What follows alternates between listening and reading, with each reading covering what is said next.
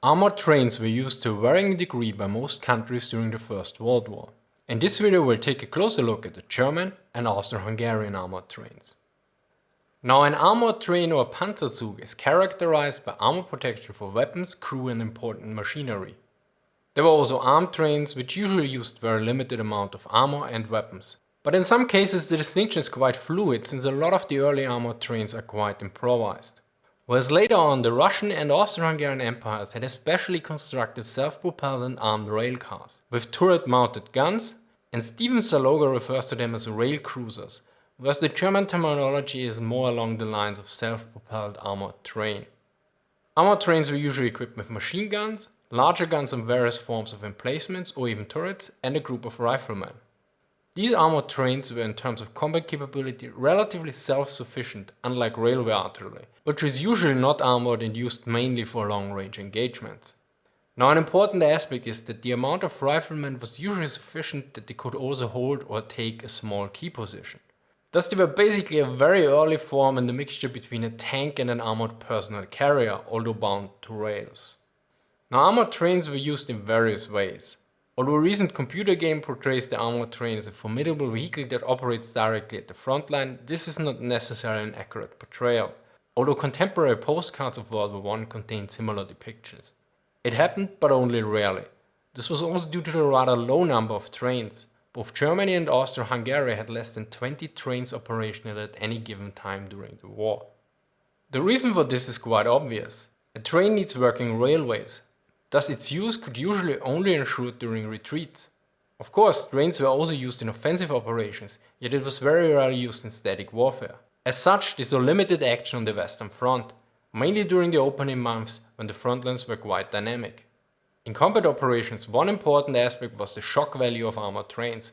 Similarly to tanks, the armored train had a negative psychological effect on the enemy troops, whereas friendly troops would usually receive a boost in confidence. The Austro-Hungarian regulation for the use of trains in 1918 explicitly states: Geschützfeuer wird bisweilen auch aus Gründen der moralischen Wirkung abzugeben sein.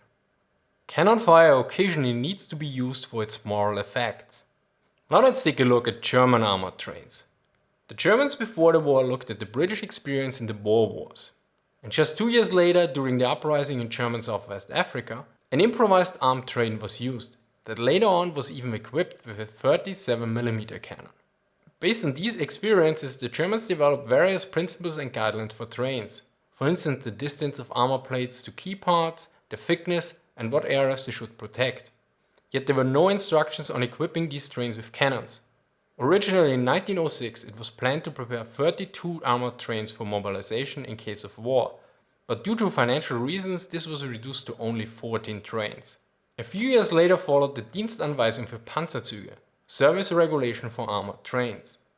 It notes various tactical roles, like support during deployment, protection of railway lines and repairing or cover of such repairs, support for weak units and in case of retreats recovering of troops.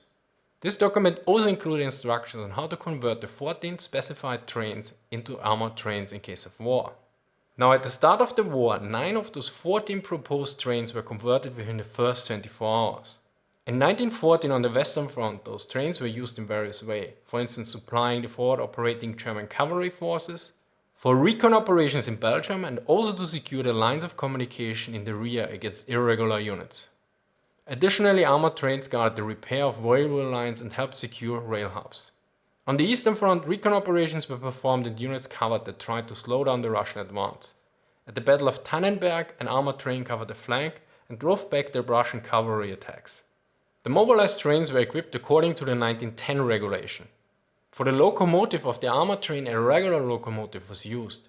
They received an armor cover of plates with 5 to 10 mm in strength. Although at some areas there were 2 spaced armor plates used. The number of railcars was 12, whereas at least 4 were equipped with a braking device. For regular movement the locomotive would be at the front, yet for operations near the front it would be placed in the middle. The range was limited by the amount of water and coal. Water was sufficient for a range of 100 km and coal for 250 km. Note that the trains were equipped to refill water. The Germans soon noticed several shortcomings in the setup, namely the insufficient amount of weaponry and armor, the lack of proper long-range communication and spotlights. Now one interesting construction was the Panzerhaus or armored house. It was a rail car with a traversable armored box or house on it. This construction seems at first like a waste of material, yet it provided an interesting advantage. It allowed to put field guns directly into it, since those were usually equipped with a frontal shield. The Panzerhaus basically worked like a turret with an interchangeable weapon. Another car was equipped with a cruiser turret, which was a standardized turret that was usually equipped with wheels for other uses, yet in this case it was placed into a coal car. It had a 5.3 cm cannon and was operated by a two-man crew. Of course, there were many more different cannons used on German armored trains, ranging from 37mm to 105mm. Now for the Russians. Hey, did you ever watch Dr. Zhivago? Oh, hey Indy. No, I never watched Dr. Zhivago. Okay, well, the antagonist in that movie is actually a mean-looking Russian armored train commander. Now, according to Stephen J. Zaloga, these guys wore leather coats and were considered pretty badass during the Russian Civil War. See, the Russians realized that armored trains could help make a huge difference because of the great distances and lack of roads. So, throughout the war, they constantly improved their armored train designs, and they made moves towards standardization pretty early on. One notable design was the Kunkus class, with a 76.2mm gun in the front that had a really wide field of fire and multiple Maxim guns to protect it. I actually talk about that in a video that we just released. You should check it out. That is certainly an interesting coincidence, but I will definitely check it out. Thanks for railing in, Indy. See you around. See you around. Now let's look at Austro-Hungary, which unlike Germany had at the beginning of the war no armored trains. At first used improvised armed trains during the retreats in Galicia in 1914, yet soon more sophisticated trains followed. Austro-Hungary built various armored trains, but probably the most interesting were 8 standardized ones built in Budapest, of which 5 were still used at the end of the war. There were various setups for these trains. A Maschinengewehr Panzerzug, which means machine gun armored train, consists of an armored locomotive and 2 standardized infantry cars, one in the front and one in the back. These cars were equipped with an observation post, 5 MO7 machine guns and various rifle slits that could be closed. Now a heavy armored train setup would use 2 Kanonenwagen, 2 locomotives and an infantry car in the middle, whereas a Kanonenwagen, which means cannon car, had a 7 cm gun in a frontal turret. Additionally, there was a turret with an MG that had also an observation cupola at the top and 2 more machine guns on the side. As you can see, such a setup could move in either direction. Of course, all those components could be combined in various ways depending on the circumstances and available cars. Now one of the most innovative and unique designs was the Motorkanonenwagen, motorized cannon car, which had a mass of around 45 tons and was powered by a petrol engine. It was armed with a 7 cm gun in the turret and also a spotlight at the top.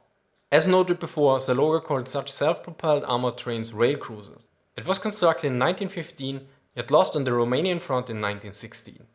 Now in order for armored trains to prevent destruction from mines and demolition charges, various tactics were used. In case of sloped terrain, an empty car was sent forward independently to detonate any charges. Similarly, empty cars with explosive end-at-time fuse were also used as bombs on rails or rolling mines. Note that trains usually carry rails and other equipment with them to repair any damaged railways if necessary. In case a train was operating near the front line in enemy territory, it was often split in 2 parts. The rear guard covered the retreat by constantly moving back and forth and checking the lines. Now probably one of the best insights are provided by the Austro-Hungarian Army High Command's instruction on use of armored trains published in 1918. It notes that the Gefechtsstaffel, combat squadron, should have 1 railcar without walls in front loaded with some construction material, in order to provide an open view and firing arcs for the other cars, while at the same time also detonating any mines on the rails. Furthermore, the regulation contained tactical information for attack, defense and retreat. For attack it was noted: Im Angriff auf eine feindliche Stellung wird der Panzerzug gedeckt bereitgestellt und unterstützt die Truppen durch überraschenden Feuerüberfall. Dem Artilleriefeuer entzieht er sich durch raschen Stellungswechsel. Nach Maßgabe des Streckenzustands kann der Panzerzug nach dem Durchbruch in den Rücken und die Flanke des Feindes nachstoßen, gegebenenfalls in Zusammenarbeit mit den Kräften einer Eisenbahnkompanie zur Fahrbarmachung der Gleise. When attacking an enemy position, the armored train is deployed in cover and supports the troops with surprising fire attack. To avoid artillery fire, it performs changes of the position swiftly. Depending on the condition of the railway after the breakthrough, the armored train may advance into the rear or flank of the enemy, if necessary in combination with railway troops to ensure the operability of the rails. For the defense, the armored train should use its firepower and thus provide regular units with time to rally.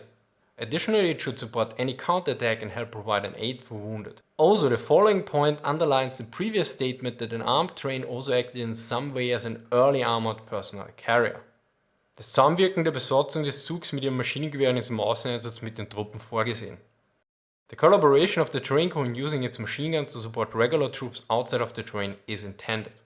In case of a retreat, the armored train should delay the enemy and allow friendly troops to get into their position. Another important aspect was the assistance with the destruction of the railway system and evacuation of depots. Although this video mainly focused on German and Austro-Hungarian armored trains, armored and armed trains were used in various forms and by many combatants in World War I.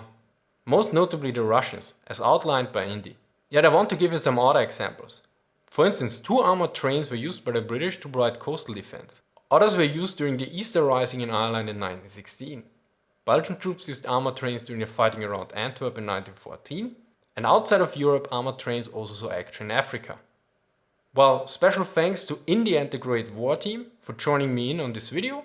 Be sure to check out the channel here, and the video on armored trains here with a special insight on Russian trains. If you're interested in more content on World War I from me, check out my World War I playlist here. Anyway, thank you for reeling in, and see you next time.